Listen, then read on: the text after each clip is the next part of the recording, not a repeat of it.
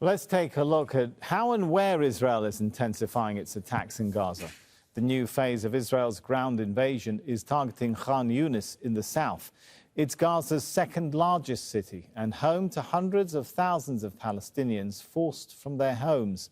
In the north, Israeli forces are battling Palestinian fighters from the Qassam brigades and Islamic Jihad in the regions shaded in red. There's also heavy fighting in several neighborhoods in Gaza City. Well, all the fighting and troop movements indicate Israel is aiming to divide Gaza into three areas: the north, the central region and the south. Tariq Abu Azoum joins us from outside the Kuwaiti hospital in Rafah. And today, Wednesday, started with news of those Israeli strikes claiming more civilian lives, such as first aid responders. And now we're hearing the family of one of our colleagues, Momin Alshrafi, have fallen victim to those strikes.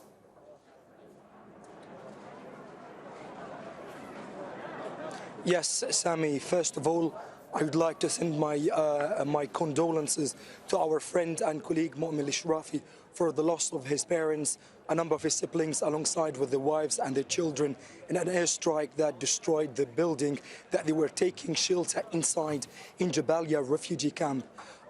May they rest in peace, as the Israeli attacks on the north and across the territory has intensified during the last couple of hours and since the early beginning of this round of fighting.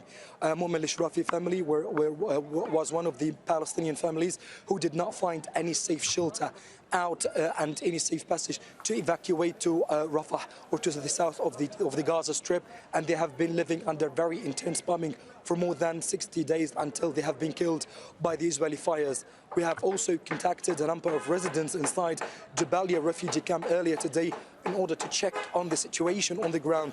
They told us that the situation there is very dire, as they are really facing a very notable shortage of food, water, and even they did not find any medical drug to be obtained in order to cure themselves from illness and even diseases. So the situation on the ground in the north of the Gaza Strip continues to be very complicated and complex, as the Israeli occupation forces are expanding the military operation into Jabalia refugee camp, where the Israeli troops are having different fire exchange with Palestinian fighters in the outskirts of the refugee camp, alongside with the main central areas of Gaza City.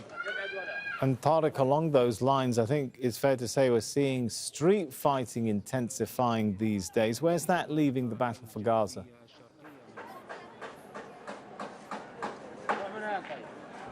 Yes, the fighting on the ground on separate areas inside Gaza continues between Palestinian fighters, including the Al-Qassam Brigades fighters and even Al-Quds Brigades soldier fighters who are trying to confront and even to thwart the Israeli ground invasion into main urban areas of Gaza City and in the north of the territory. Now these battles are getting much more intense and furious due to the fact that Israel is intensifying their attacks, and the Palestinian fighters are destroying and attacking different artillery tanks by using anti-tank missiles and with a diversity of light and heavy weapons in order just only to force them to evacuate and to step back from the areas where the civilians are still inside, as the bombardment continue on several residential buildings. The Israeli occupation right now is intensifying the raids of their attacks. They depend on the destruction of complete residential neighborhoods, which gives a guarantee that no one can remain alive from the bombing, and it will help also to intimidate other residents to flee to the south of the Gaza Strip. But meanwhile, death is in every corner across the Gaza Strip. Talking about death around every corner, the UN now speaking of around 80% of Gazans having been displaced. What's happening to them?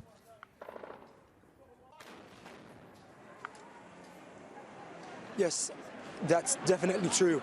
80% of Palestinians have been forced to flee from the houses due to the Israeli intense bombing. Now they are all located in one district, in Rafah district, in the far south of Gaza Strip, where they become very overpopulated area with notable demand and increased consumption of products in the Palestinian markets. Now they are taking shelter in public areas. They went to go for empty lands in order to set tented camps to live and to protect themselves alongside with the family members.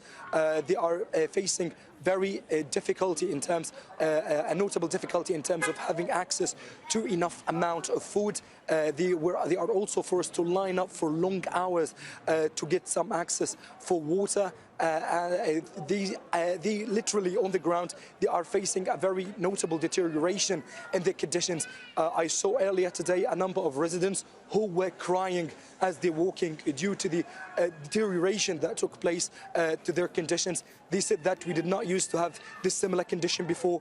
We used to have everything was going on in our life. Right now, everything has changed upside down amid growing concerns to be also displaced from Rafah district. But where to go?